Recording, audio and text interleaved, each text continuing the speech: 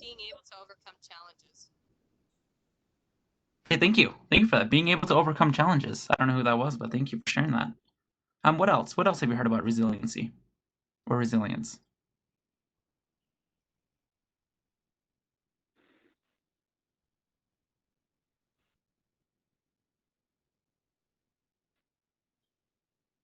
Mental Dorothy's. fortitude. Okay, so I heard fortitude, and Dorothy said coping with stress. Yes. For the person who said fortitude, what do you mean by that?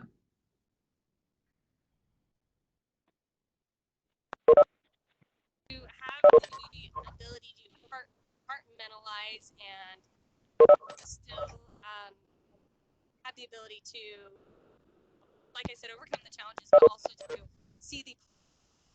You have the ability to see something and face it head on with confidence, with the support, whether it's internal support, friends and family around you, have that confidence to be able to overcome those things that you face. Yeah, thank you so much for sharing that.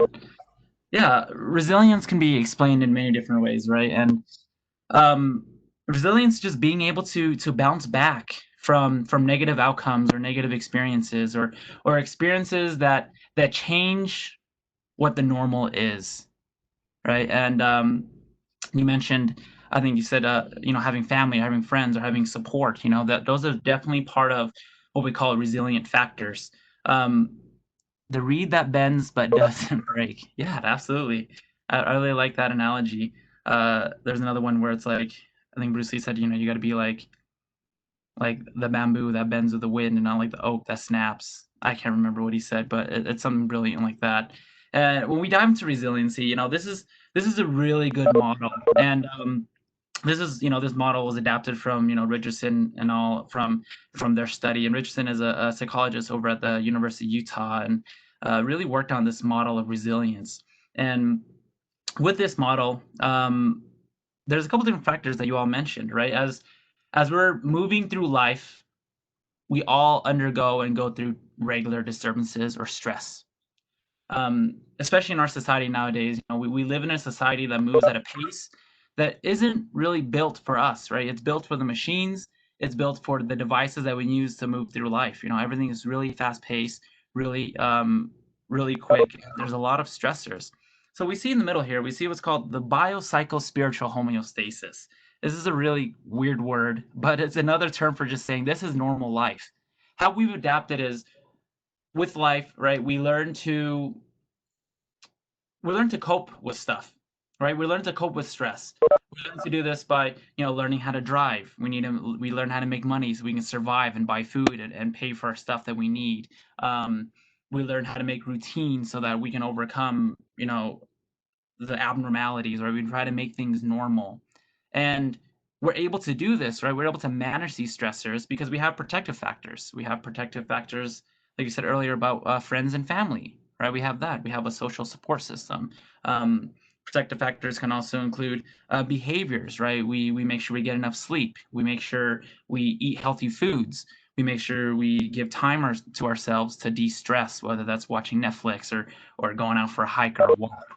We do these things so that we can cope with the stress. But sometimes what happens is that something may happen that causes a disruption, right? Disruption. This could be something like losing your job. This could be something like an earthquake. This could be something like COVID-19, right? It's something that hasn't doesn't occur much and or it never occurred at all. So due to this disruption, what happens is now we are out of the norm, right? And when we're out of the norm, there's a series of things that happen. Some of us may feel fear. Some of us may feel stress. Some of us may feel anxiety. Some of us may feel anger, right? And we're learning how to cope with this disruption. Let's say it's COVID-19. We're all learning how to cope. We have to learn how to reintegrate, to go back to normal again, whatever normal is. We have to set a new standard of normal. And this is where this idea of resiliency comes in, right? It's what we can do to bounce back. And we have different ways that we can bounce back too.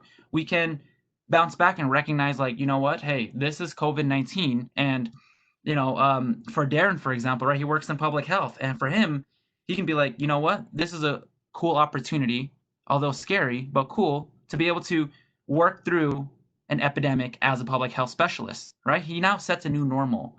He's able to learn new things, to grow from this experience, despite all of the disruption that COVID-19 has caused. Some people may find that, you know what? Hey, I'm working from home now. Yeah, I can't go to work, but I can work from home. I never really went out to the stores in the first place. I have my family home, so I feel okay. So then they were able to bounce back to somewhat of a normal state. Others, however, may experience a disruption as a loss, right? And then we never really bounce back to this idea of normal. We may be in this constant state of fear. We may be in this constant state of anxiety. We may not know what to do anymore. We may just feel lost because our normal routine has been disrupted, right? So this is where we bounce back, but we're at a loss. We're not where we were before. And some of us may cope with the loss, maybe um, bouncing back by utilizing things such as substances, alcohol, drugs, whatever that may be. And this can really result in a negative loss, right? Especially when we're relying on a substance like this or something that is maybe not very healthy. So this model may be a little bit complex. I wanted to break it down a little bit more, right? This might be your face now, like, what the heck is this, Kevin? Well, we start off with this. I don't have my webcam, but that's me. But we're gonna pretend that that's not me today. Um, this is uh, Bob, or his name is Joe. Let's not call him Joe. So Joe works um, at Winco. Joe works at Winco, and Joe goes through a normal day, right? Goes through a normal day of work. After work, Joe goes home, eats dinner with his family, goes to the store, things are all good, has adapted to life, right? Is able to have a job to pay the bills, so he's able to handle financial stress okay. He has a family there to support him, so he's able to socially, handle things okay. He's has a good relationship with his friends and his family, so that helps him keep his emotions okay. And so he really has adapted to life. But what happens is Joe's boss, that's his boss, uh, Scuba Bob, tells him that, sorry, Joe, but you're not really that great at presenting, so I'm afraid I have to let you go. So that's a disruption, right? And what happens when something like this happens to somebody, right? When somebody has a normal way of life and they lose their job, well, some of you may say that you have a resilient factor, right? You have these support systems that are there to help you bounce back, But for some, people may not have this kind of support system. And to dig just a little bit deeper than that, what goes on internally, right? What story does Joe tell himself after this happens? And based off of this, it goes into this idea of reintegration. Remember how we bounce back, right? Whether we go back to a new normal, whether we go back to a regular normal, whether we go back as a loss. And I really like this quote. Some of you may recognize it's from Rocky, and you can read it there. But it's basically, it's about not how about how hard you get hit, but how much you get hit and continue to move forward and continue to rise up and work through the adversities. And this goes into this idea of what we called learned helplessness and resilience. This term, this idea, I don't know if you heard of it or not, but it was studied and brought up. Michael Rupp said reintegration is like adaptation. Yeah, yeah, it's how you adapt. Absolutely, adaptability. Does anybody else have any other thoughts? After we went through that example, that they'd like to share, or any questions?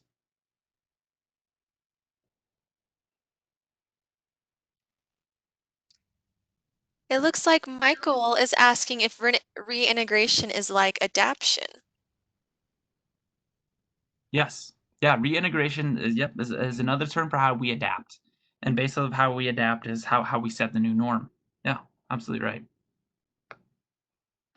So this idea of learned helplessness, many of us may have gone through this, in a point in our lives, right? An adverse event happens, whether this is a breakup in a relationship or losing your job or failing an exam. right? This can lead to this sense of loss of control. And with this loss of control, it can lead to us thinking like, what's the point, right? I'm this person broke up with me or they cheated on me, whatever, and I may not be good enough for a relationship. So what's the point of even trying in the next relationship, right? I put my heart and soul into this job and I still got fired or laid off. I mean, what's the point of doing this? And it leads to this idea of learned helplessness where we just really feel hopeless and we just believe that we can't do this anymore. Uh, I can't read what Jen said. Sadie, can you read that? Jen said, incorporating change into your routine.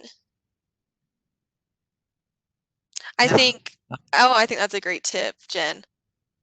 hmm Yeah, incorporating change into your routine. I think that's this idea of like sort of like preparing for mistakes, not even preparing for mistakes, but knowing that, things will happen, right? And we're ready for that, whatever that may be.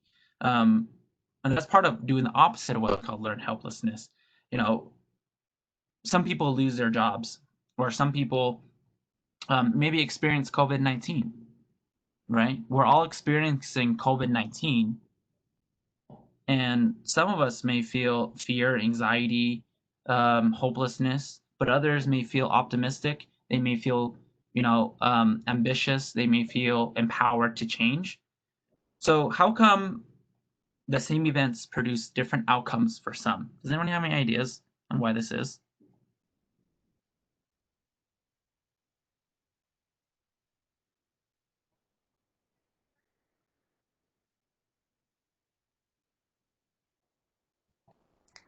Megan said perception, Okay, perception. attitude. Attitude. Some people react differently, mental state, coping abilities. We have different backgrounds, so different physiologies, hmm maybe a lack of imagination. Somebody else wrote, maybe a learned response from background experiences. Yeah, prior experience. These are all wonderful. I like that Wow. everyone's really thinking through these. Yeah. Yeah, and maybe think about it in your situation. Maybe you've had a friend who've gone through something or the same way, and how you have experienced the same thing. Uh, and you're right, right? When an individual finds themselves in a situation which something goes wrong or right, they will ask why. And this really comes into this idea of explanatory style. It's the story that you tell yourself. Now I really like this cartoon here. At least we are consistently inconsistent, right? And it's really how we talk to ourselves and how we navigate through a situation, right? Just using another example that maybe some of us may be familiar with is when someone cuts you off when you're driving. And just pause right there. Okay, great. Someone cuts you off while you're driving. What usually happens? Some of us may feel really angry. Some of us may react by sticking certain fingers in the air. Some of us may say different words. Others may think that, you know what, hey, what the heck, let's just let this person in. Or someone said they're in a hurry for a reason. Okay. What can you expand on that thought or that sentence? Whoever said that?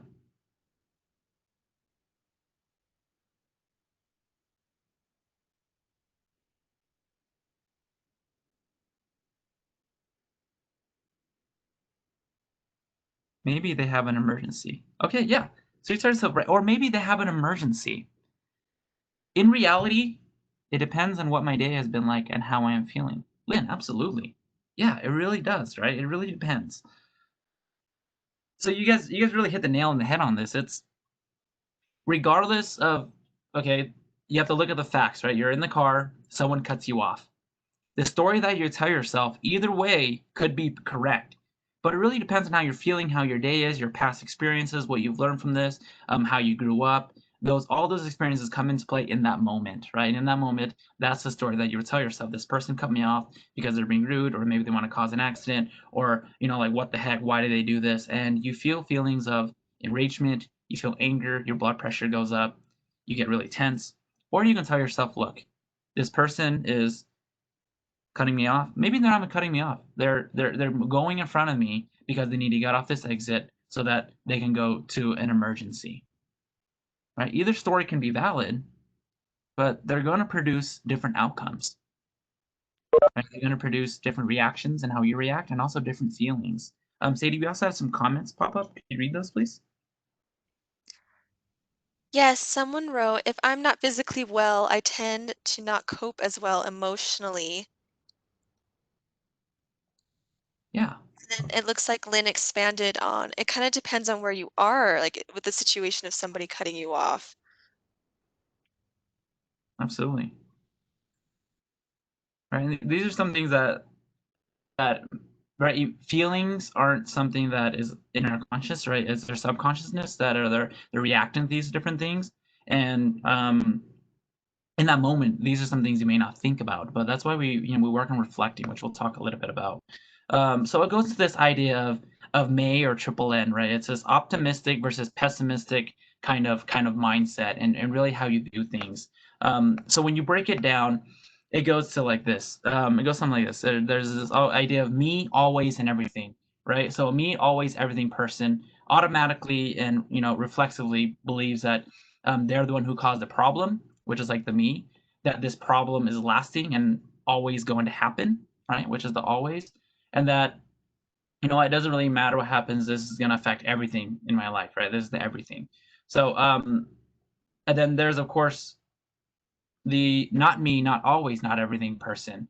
This person believes that other people or circumstances may have caused the problem. It's not only them, right? There may be other situations that are coming into play, which is the not me part. That what this isn't an always type of thing, right? This doesn't always happen. This happens just right now for a particular reason or particular circumstance, and it's fleeting, right? It's not going to be like this. And know that, what? This isn't everything, right? This is not going to affect everything in my life. This is only going to affect this moment now. So you got to really ask yourself are you a May or are you a triple NN, right? Of how you look at and how you view things. And this moves on to our ABCs. This is something that we need to really start looking in and reflecting on how we react to different things, right? We all face adversity. So this could be something that you maybe can change, but for the most part, not really, right? We're all going to go through stress. Stress is inevitable. But the difference is it's our beliefs. Right? Our beliefs can lead to things that are called consequences, right? Or how we react. So the question comes down to is how do we change this, right? How do we switch styles? How do we go from a pessimistic, um, kind of like a me always everything type of person to a more optimistic is not always me, is not always happening, and is not everything, right? How do we change our beliefs? Anyone want to give some input on this?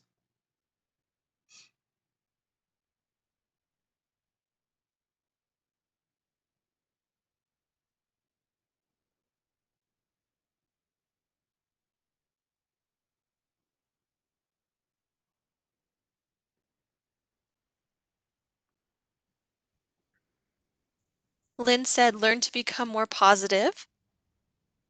Okay, yeah, learning to become more positive. And expanding on that, maybe I'll open this up to the group as well too, is how do you learn how to become more positive and how to become more optimistic? What do you have to do to be that? Jen said it's all about how you frame your situation. And Michael suggested meditation. Megan Mhm. said gratitude. And then we have someone mentioned practice consciously interrupting your thoughts. Oh,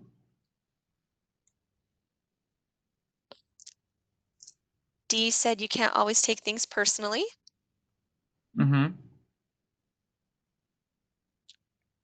Jane mentioned mindfulness. And Michael said active use of imagination. Yes. Oh, you guys are so good. Yeah, these are all the different things that we can do to really shift our mindset. Um, what did Candy say? Beware of Become aware of self-talk so you can make a conscious effort to think positively. Yes. Yes. This is so good. Thank you everyone for sharing all that. You guys are absolutely 100% correct, right? These are all the things we can do to really change our beliefs, and by changing the story that we tell ourselves, right? It's going to really affect our feelings, and how it affects our feelings is really going to change how we react to different things, right? And our actions. I saw another thing pop up, Sadie. This one's from Brad, and it says, visualize your situation as if you were your best friend. Ooh, Brett, can you expand more on that? If that's okay.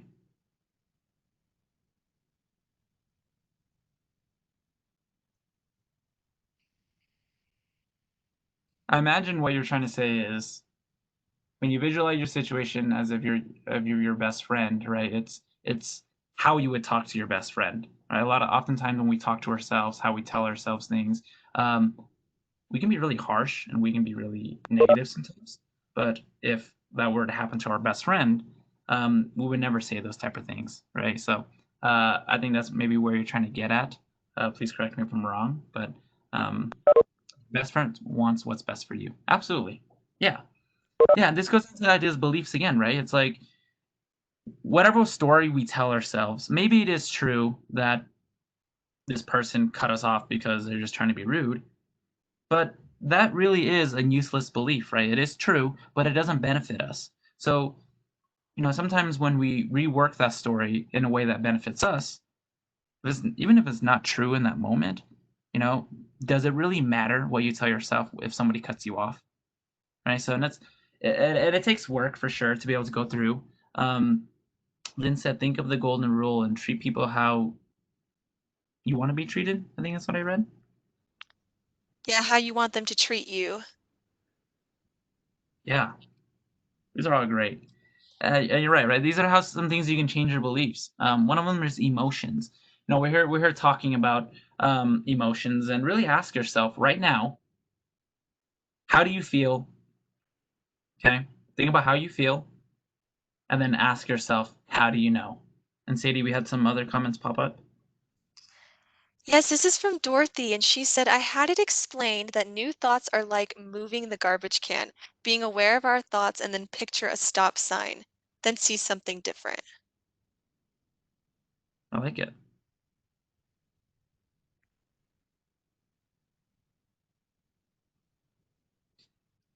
So hopefully you had a couple seconds here to ask yourself, how do you feel? And then how do you know you feel that way? Right? These can be kind of weird questions to ask yourself, but sometimes you may find that it can be kind of difficult to really know how you feel. And speaking of, we're here talking about Men's Health Month, right? And for us guys, sometimes it is hard to try to understand how we're feeling and why we feel this way and how we know we're feeling this way. Right? So why do you all think that it's so difficult for us guys to really feel emotions? You guys have any thoughts on that?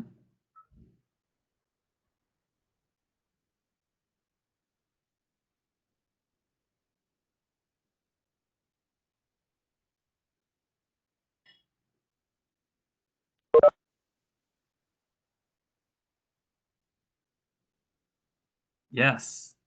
Um, I think even if you are a woman. Yeah, absolutely. Yeah. Feelings can be difficult for everyone. Guys are allowed certain emotions. Sadie, can you read some of this? Yes, we feel them but might not be. Oh, it's moving so fast. Okay, we feel them but might not be good at expressing them in a positive and healthy way. Candy Mm-hmm. said, taught in your youth that being tough means not showing emotions. Yeah. So Jen said, I'm not a guy, but emotions are difficult for everyone to manage. Absolutely. Absolutely.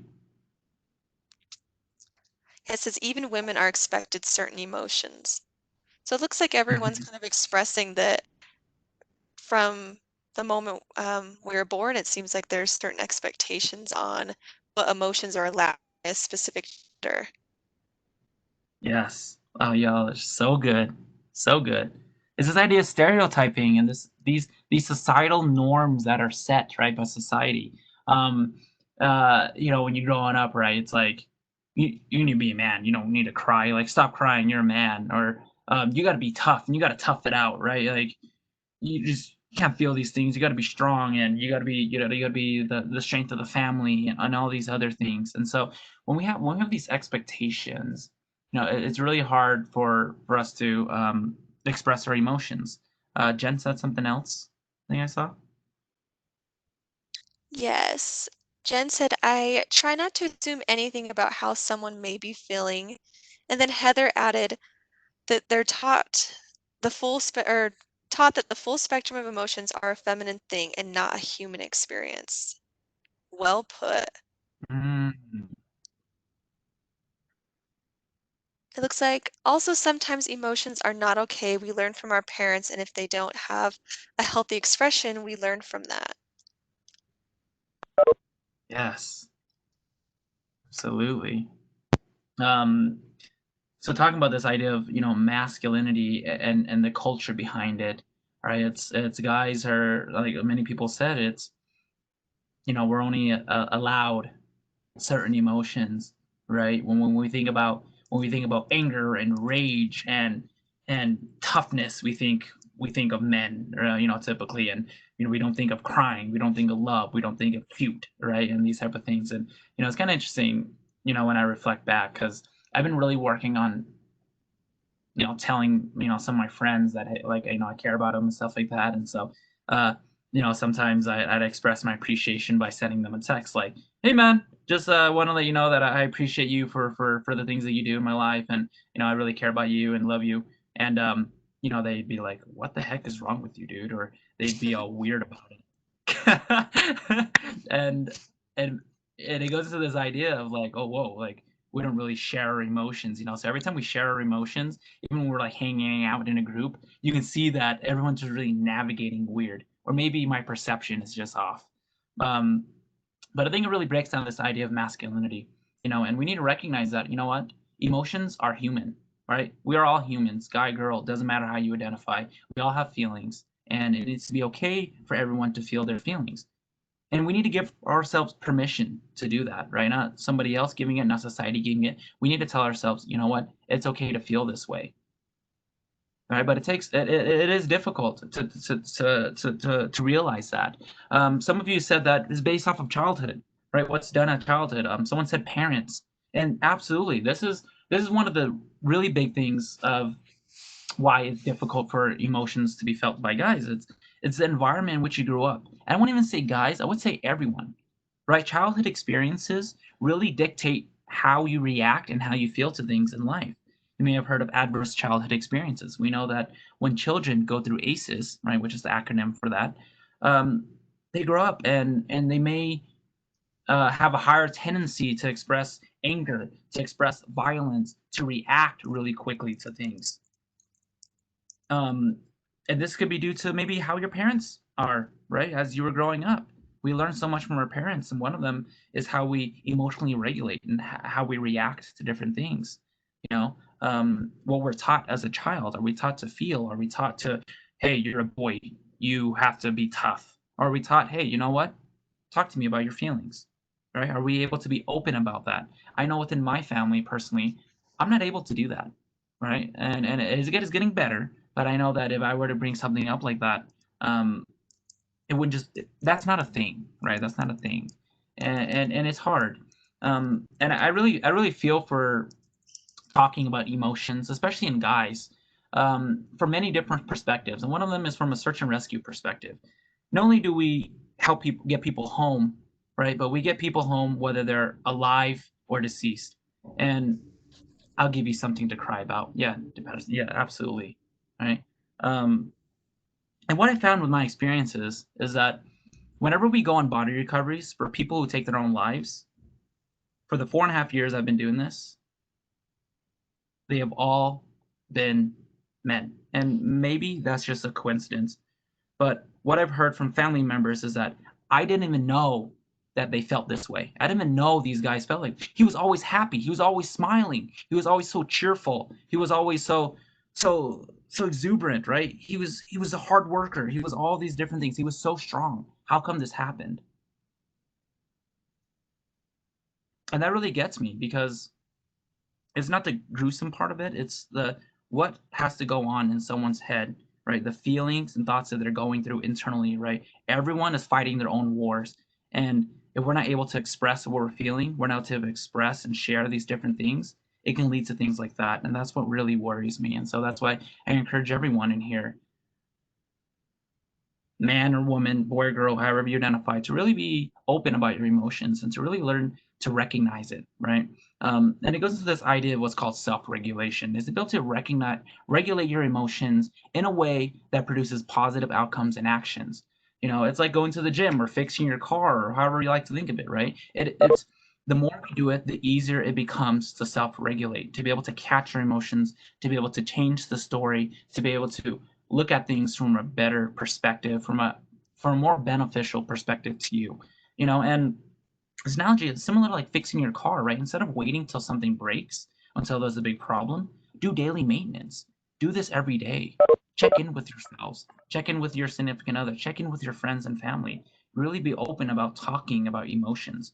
This is really key when it comes to resiliency, because when people know that they have the support, when people know when they can express these emotions, it leads to them being more resilient, being able to change situations so that they're able to bounce back from it, right? That story that you tell yourself.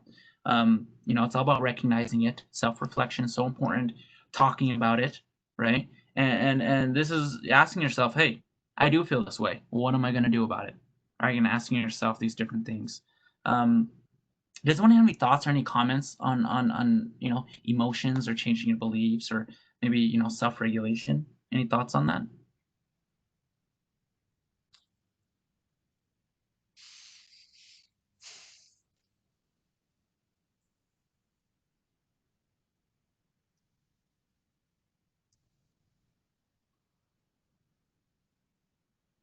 Okay. Silence is good too. I think silence is like, wow, this information's awesome. Like, I just need time to process it. So please do. But there are other ways of being able to change your beliefs and building up resilience, right? And Darren will speak more to us on that.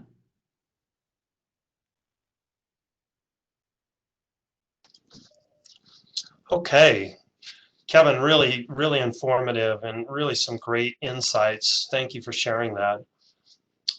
To build on what Kevin was talking about, I'm going to talk about resiliency in relationships and how to form effective relationships using resiliency as a key factor.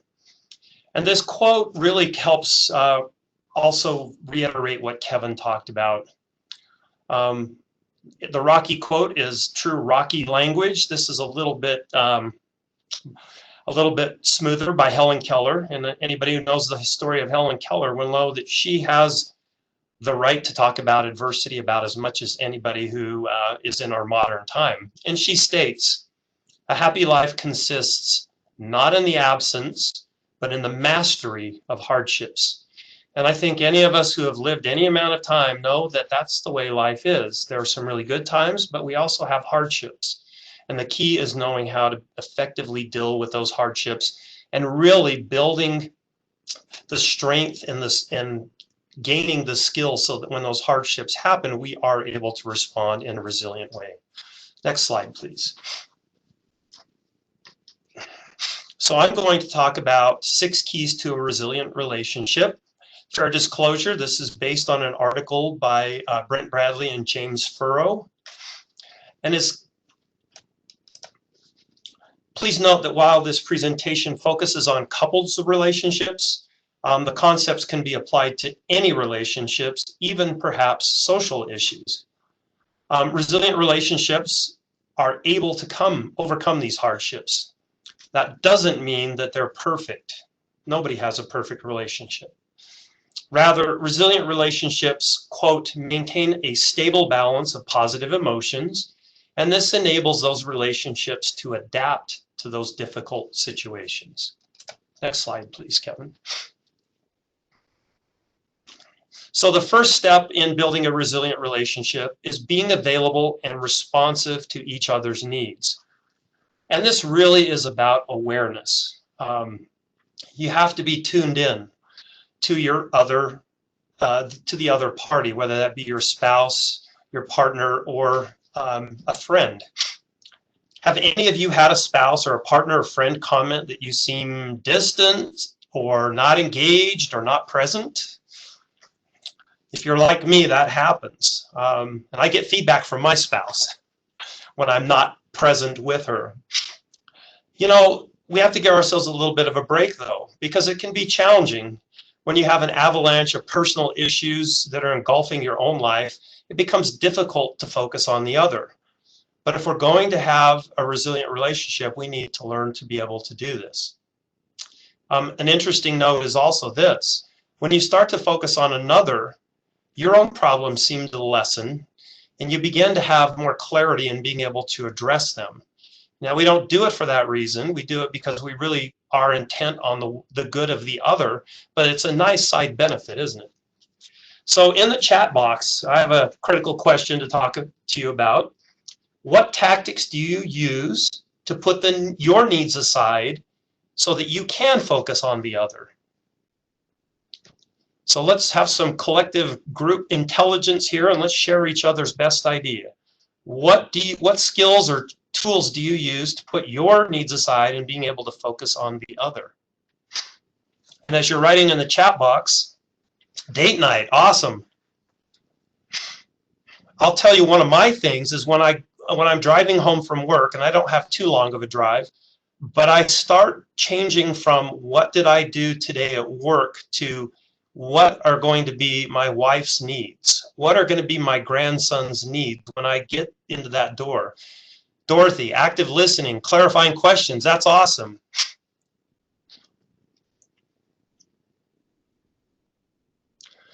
So being able to tune into the other is so critical. And like I said, it's difficult to put your own needs and worries and concerns and aside to be able to do that. One other question that is critical as we start developing skills to be available and responsive to others' needs.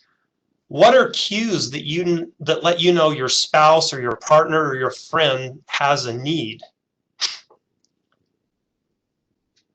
So what are you able to look at in your partner that lets them know, yeah, I can see maybe something's going on there? Body language, excellent, Megan. Yep. Lots of size. Sometimes you need to give them space and time. Oh, D. Peterson, awesome. That one is one that I have an issue with. I need a little bit of time before, you know, I'm able to launch into some kind of a deep or especially an emotional conversation. I need a little time to regather myself. So excellent. Robbie, keep your eyes open to opportunities for small acts of kindness. Kevin, offer to buy them food first. Awesome. I'm going to take you up on that, Kevin.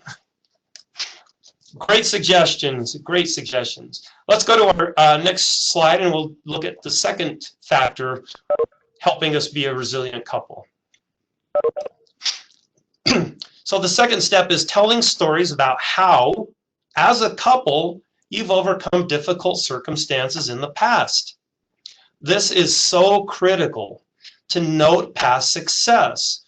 What our researchers have shown us is that our past successes, when we reflect on them and seeing these skills that we've used to overcome them, that's what truly builds confidence. It's more effective in building confidence to overcome challenges than the more common thoughts of dealing with difficulties by thinking positive or faking it till you make it. Those tend to be less useful than if you actually reflect and say, you know, we had this difficulty, you know, 3 months ago, and you and I were really able to talk it out. We were able to see each other's side. We were able to use those skills to work it out. And those build strength to be able to figure out any future challenges you may have as a couple. And as this quote says here, at the end of the day, you can either focus on what's tearing you apart or what's keeping you together. And resilient couples are able to do this. Next slide, Kevin, please. Now, building a resilient relationship has some challenges in it. And this third step is really one of those. Being able to face your fears and share your needs as a couple.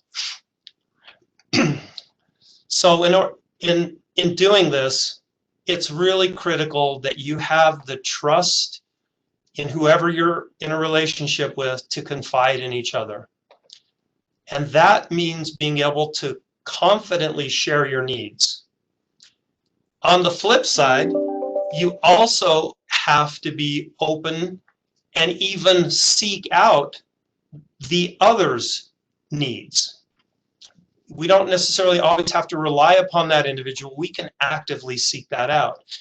But the trust is really key here, because if you're not able to trust, you're not going to confide these deep feelings. And therefore, you'll have a barrier to addressing issues as they arise in your relationship. The second part that takes a lot of courage is owning up to your faults. And this takes vulnerability to be able to say, you know what? I'm admitting to you that maybe I didn't live up to what I or you expected. But that vulnerability also builds trust. And that has to be followed up with a promise to do everything within your power to not do that negative action again. So there's really an action step to this as well. All right, let's go to the next slide, please, Kevin. The fourth step in building resiliency as a couple is investing in memories and activities that remind you how important you are to each other. So this is once again an action step. You would make a list of places and activities that you and your friend or your spouse or your partner enjoy together. Name those, look at those, really take time to invest in that, and then act on them.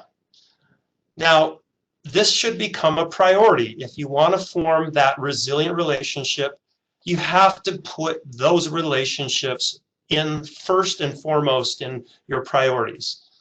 So that's really a key thing to do, is really build those good times and those memories. And when tough times roll around, you'll be able to weather the storm a lot better.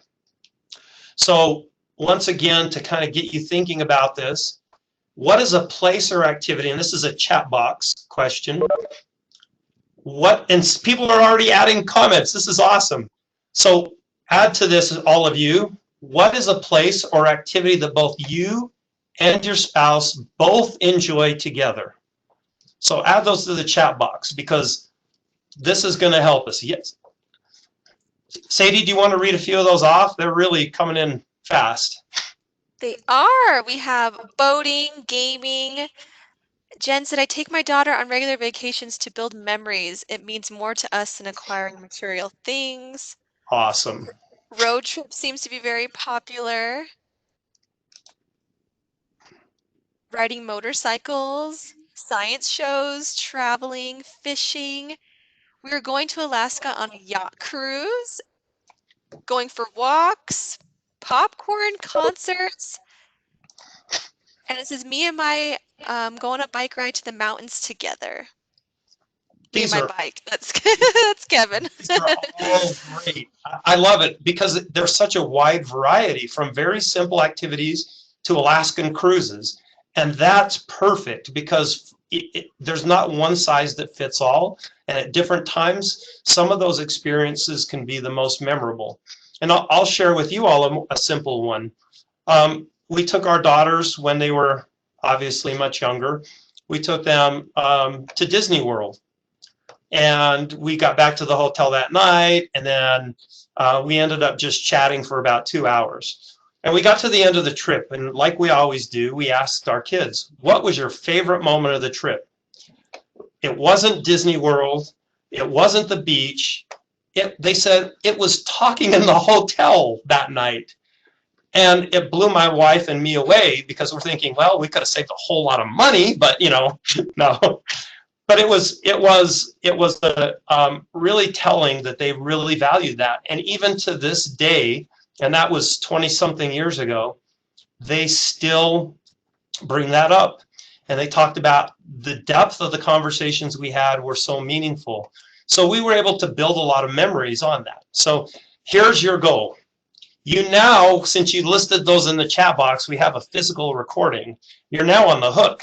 You need to find a commitment, make a commitment to find time to visit that place or do that activity with them without delay. Okay. Next slide, please, Kevin. So this next step is to a really healthy and resilient relationship is making quick attempts at repairing hurts or misunderstandings. Human experience tells us that to err is part of our human weakness and is common, unfortunately, even in healthy relationships. So when this happens, how do you handle it? Do you make a quick, sincere apology that can kind of repair the damage without getting too deep? Or do you ignore the offense and maybe make excuses and dig your hole deeper? This is usually a surefire way to escalate the situation. Have any of you experienced this? In our marriage, my wife gives me a warning about not getting out the shovel. And that's my cue to stop, assess my offense, and make a sincere apology. So I appreciate her giving me that prompt, but that really gets my attention. I wish I could say I was better at this, but I have some challenges. Maybe some of you can relate. So in the chat box, what are some cues that let you know that I, quote, need to stop and assess the situation before I dig my hole deeper? What are some of those cues that let you know that you're about ready to bury yourself?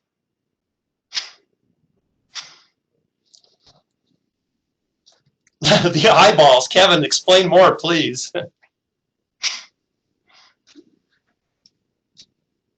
Lip quiver, haha.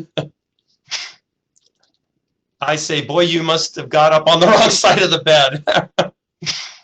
Is that helpful, saying that? Because I think that might get me in trouble. When the plate barely, oh, Leon. I know I'm in deep and getting deeper when I think I'm right. Brad, that's a really good thing. Humility, your willingness to look and maybe say, maybe I'm not right, or maybe there's another perspective to look at here. Excellent ideas. The look, the stare down. Okay, you better stop, look. Yes, okay. If I get to that point, Kevin, I'm in trouble. Silence. Yeah, sometimes silence can say volumes, can't it? Great suggestions, everybody. And once again, the idea here is to learn collectively from our missteps so that we can repair, one thing. Oh, I start vacuuming when I'm upset. You must be related to my dad, because that was a sign that when he picked up a vacuum, he wasn't happy.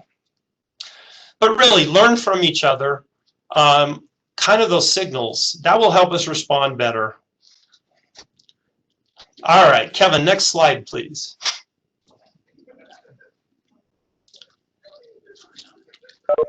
I see all these cleaning things. I have to tell you, though, there is a small side benefit to getting a little bit upset. Is it can really result in some really high-level cleaning in a very short amount of time. So you got to look for the positives, right? Okay, the last step in the 6 steps to build a resilient relationship is communicating worth to each other and seeing purpose in your relationship. And this is seemingly simple, but can get lost a lot of times. And Kevin mentioned it, he did that with some of his guy friends, and that is tell them how much they mean to you. Now, for some of this might be a little bit uncomfortable, a little bit awkward, but the good news is it gets easier with practice. And not only do you communicate that worth through verbal cues and saying things, but you got to make sure that your actions follow that. So if you just have the words with no actions, it can seem empty. If you have the actions with no words, sometimes there's not the clear communication. So you really need a combination of both. All right, next slide, please, Kevin. And really it can be summed up as this: all you need is love. And all of these 6 steps are all about love, and love being the definition of wanting the best for the other. If you have that love, you will reach out and do these things that help give you a strong relationship. Next slide, please, Kevin. So just quickly, we talked about kind of interpersonal. Brad Rich, I was challenged as a youth to tell my mom I love you. Oh, I didn't catch the end of that. I was challenged as a youth to tell my mom I love you, have done it often since. Good for you. Good for you. And we do learn things as life goes on. And maybe we learn to overcome some of the barriers, some very legitimate, that we had in our youth. So I think that's a hero right there, that somebody that's able to, move past some of those barriers. So good for you. So we talked kind of about a couple and interpersonal relationships, but now we're going to focus on resiliency more on an individual level. So this is a philosophy called building on strengths. So what is building on strengths? The definition here gets to the heart of the matter. It's really focusing on your capacity, your skills, your knowledge, your abilities, your connections, your potential that you have, rather than focusing on what you don't have. And for guys, I think this is an area that we're taught through a variety of means. Sometimes in school, a lot in athletics as we're growing up. Coaches sometimes tended to focus more on our deficits, most of the time not because they were mean, but because they wanted us to do better. But we became kind of geared to doing that. Building on strengths tends to look more at your strengths. What it is not, well, building a strengths doesn't mean you're ignoring your challenges or some of your deficits or spinning your struggles, as they say, into strengths. It's simply saying, I recognize that I have both strengths and weaknesses, but I'm going to focus on my strengths to build what I'm doing in life. Next slide, please, Kevin. So this is arguably one of the top 10 basketball players ever to play the game, Larry Bird. And Larry Bird was a crazy competitor. He really would be hard on his opponents. He was always talking at them. He would be very hard on his own teammates. Anybody who wasn't putting out the effort or producing the results he wanted, Larry was really hard as a player. And so he had this quote that kind of talked about it, because he saw the weaknesses in himself. And he says, I'll read this brief quote. I learned what my weaknesses were, and I went out the next day to turn those weaknesses into strengths. So as a player, he really did focus on those. At the same time, he also didn't just sit on the weaknesses and dwell on them. He went to work on them. But I think Larry had a growth moment, and he was transitioning from a player to a coach, and players had voiced, I don't want to play for that guy. He was so nasty as a player. He's going to be so hard on us. We'll never, want to come to the gym to work out or play a game. But he grew and adapted, and he had a different philosophy. And once again, he said, we'll work on our weaknesses and we'll try to disguise them. But our emphasis is mostly placed on trying to enhance our strengths. And to everybody's surprise, Larry Bird became an excellent coach by building on his team's strengths, to the point where he was named the Coach of the Year in the early 2000s. Next slide, please. So the building on strengths is really, as it says, looking at your strengths. The question is, how do you do this? This can be really tough for some of us. I have to admit that, for the reasons that we've mentioned and many others.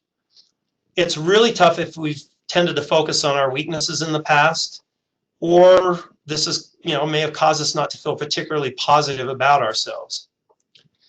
But give this a try, even though it may be tough. Think of a past success that you've had. Envision that in your head right now. Come on, I know you guys can do it. We've all had successes. And then think of that success and consider what strengths did you use to make that success happen.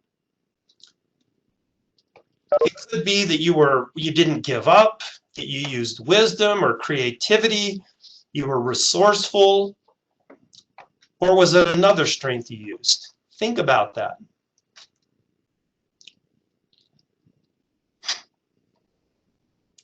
Now, as you're thinking about that, if you're still having a tough time, you may want to reach out to a friend. A lot of times the characteristics that we want in others, we seek out in friends. And these friends may be able to reflect back to us. Once again, it has to be a trusted friend. They have to be close, and ask them what they see as your strengths. You don't want somebody who's going to blow smoke. You want somebody who's going to give you a really honest assessment of what you are. And this is a secondary thing if you can't think of this on your own. It's a fallback. It'd be best to try to discover those on your own. But if you're still having those barriers, seek out a friend.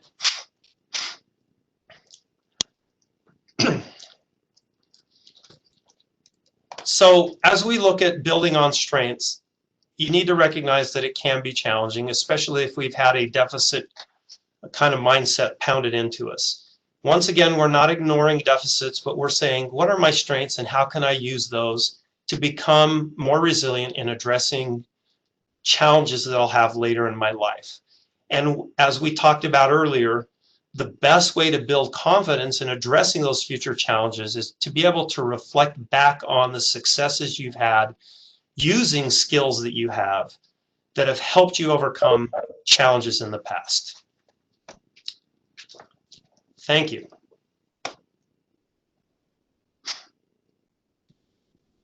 Take it away, Sadie.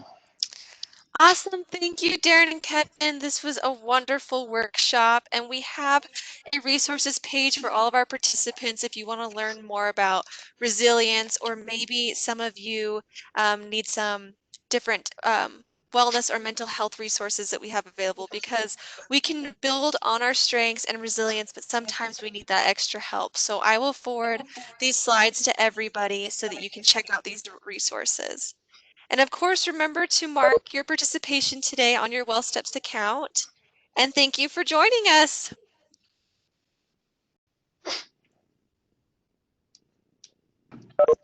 Thanks, everyone. And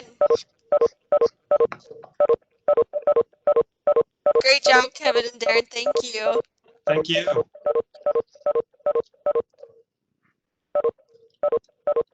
We were almost able to get it